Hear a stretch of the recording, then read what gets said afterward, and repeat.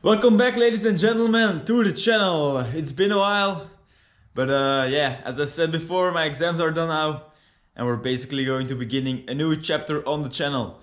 First off, we're gonna start again on this thing. I've been neglecting it for like the past month, and yeah, really need to do some work on it. I need to stop. I've been doing too much, I've been running too fast, I've been testing my luck.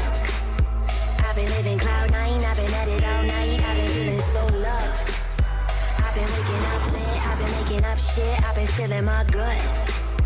I've been feeling so blessed, but stressed all day, so I'm living out my dreams like every night. I love my life.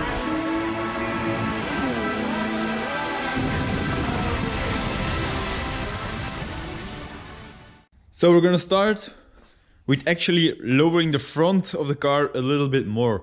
Right now the car has like the slightest rearward rake, so that means that the back of the car sits a bit lower than the front. I'm gonna do 2 centimeters in the front, and then that will be the final stance of the car.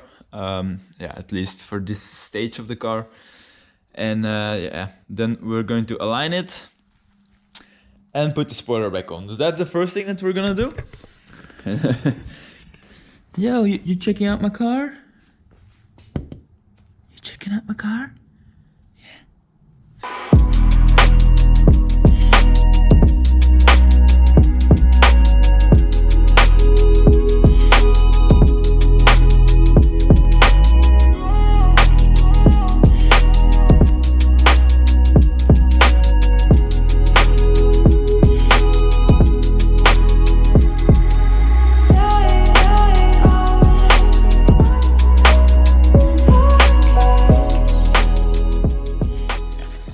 Okay, so far so good. So this is my alignment tool, to duvel bakjes. So yeah, of course, to align your car you need to reach the steering end links. So put it like this, and now I'm going to use 2 I don't know if you'd say it, like the levelers, like with the water inside. Don't know the name in English. Put one on each side of the wheel, and then I'm gonna measure. No, I'm first going to put the steering wheel straight, so it's nice and in the middle position. Then see how the wheels are, and then adjust. And then I'm gonna measure on the levelers to see if I have toe in or toe out or whatever, and try to basically make the toe 0 in front. These things against the wheel, well, against the tire, so it's not the best. I know that when people do this, they use like bigger plates that really sit against the rim, but I've put it as straight with the wheel as possible, so I think it's still gonna be a good representation of how it is. I think if you look at it like this, I think the car is gonna have quite a bit of toe out in the front. So I'm gonna measure it now. So I'm gonna measure from the outside of there to here, as against the tire like this, and the same at the back. And basically the difference between the two, you have to subtract them from each other and then divide them by two, if I'm not mistaken, and then that tells you if you have toe in or toe out.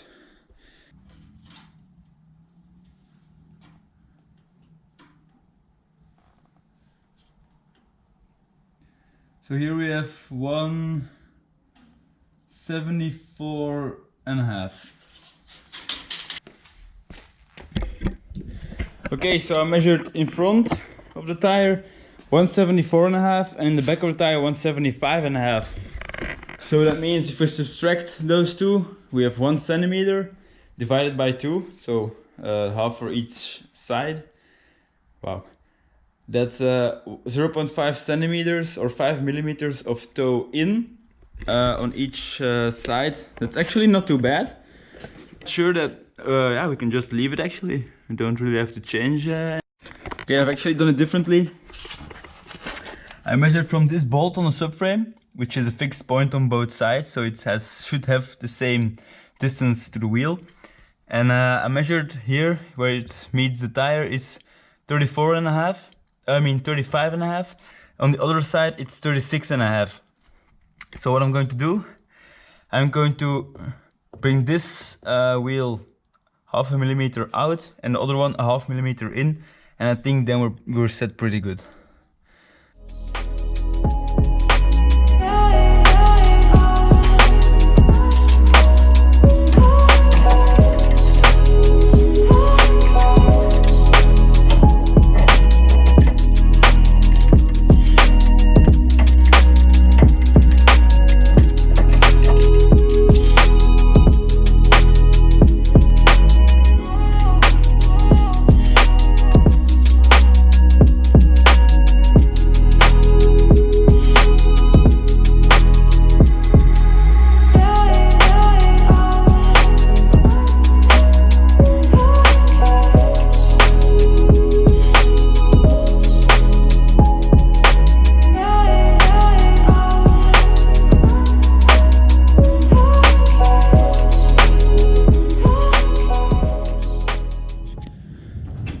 Okay guys, so the front is back together.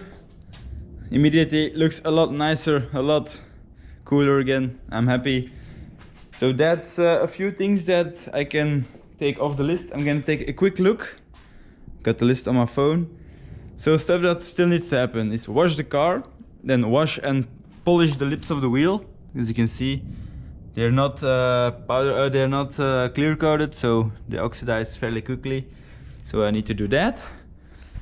Then do a bolt check on the suspension and mainly on the driveline, the drive shaft and such. Then yeah, I'm going to open the hood real quick.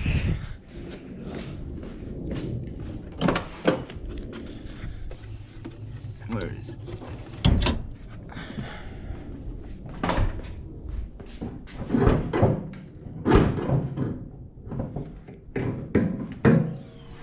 Here we go. Looking good in here. So then what I want to do. So I want to get rid of this plastic because I can't really connect it, so it's just sitting on the engine.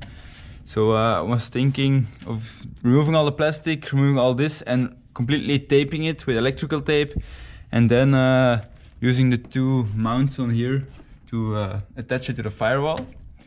And then I'm going to integrate this wire from the speed, from the RPM reading.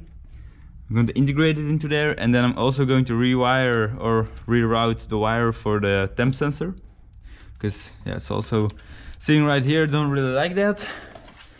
Then the mess, this big mess, it's a mess. The mess is a mess. I'm going to redo a little bit, because as you can see, it's not really that nice. Yeah, it's just with a bolt. Going to clean that up so that it's also a bit more tucked away. And then next on the list, let's have a look. Yeah, I'm gonna change out these grills. I've got another pair that are nice and black.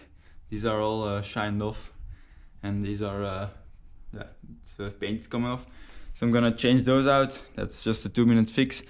I'm also thinking I'm going to remove the wrap on the lights. As you can see, it's in the heat. It has been shrinked and it has left behind a lot of rimples. So I think I'm gonna remove them. Also, they have that rose shine to them. So yeah, I think it's been enough time to go for just the bright OEM lights again.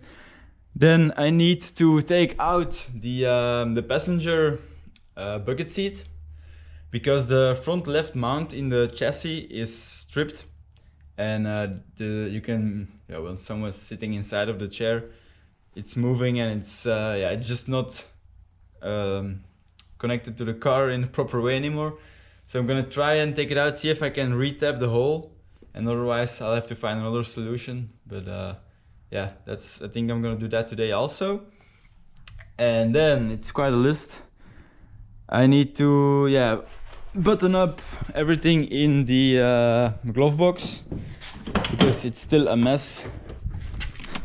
So I've just put this between, so the ECU, but all of this, the wiring, I need to figure it out a nice way to order it inside of here, because like this, yeah, it's not that great. Then next up, so we have all this here, which looks, yeah, really shitty.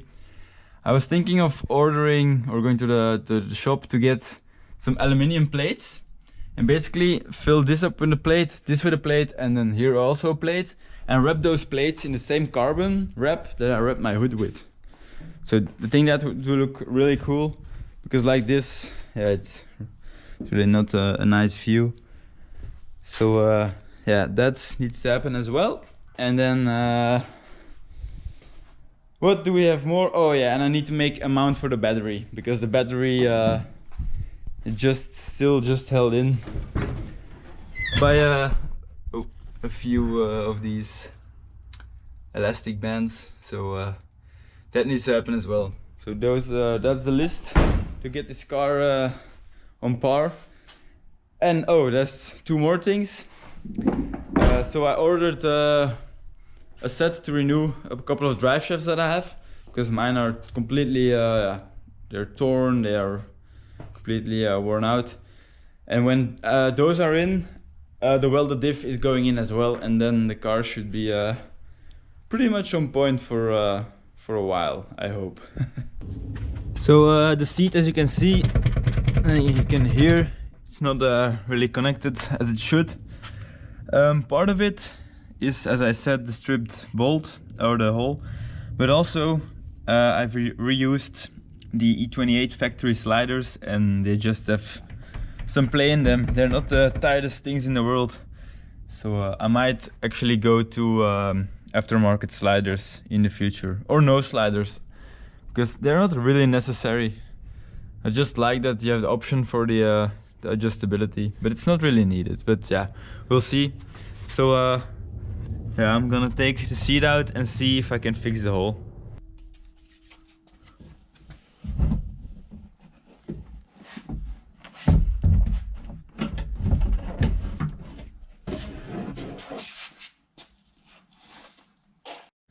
Okay, so the seat is out, and I've inspected the holes a little bit, and it seems like this one, yeah, it's stripped at some point, and it may have been drilled out and actually and then be retapped to a bigger yeah, bigger hole or a bigger thread. I'm not sure. I gotta see if I have the right size to go through there with a tap, and if not, then I will just have to put a bigger bolt in this hole. So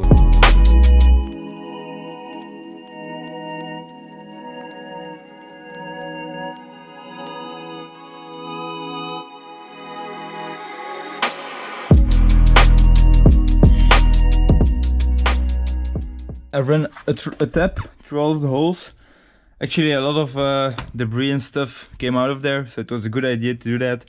I should have done that the first time. So here, the problem hole, it seems a lot better now. I've put a bolt in it. It still has some play, but I think it should be enough to really hold for a while. So might want to put some thread locker on there. But yeah, so that's done. Now that the seat is out, I'm going to take advantage of it, take it for a quick spin, just so I can go to put a camera in here and have some nice shots of me driving.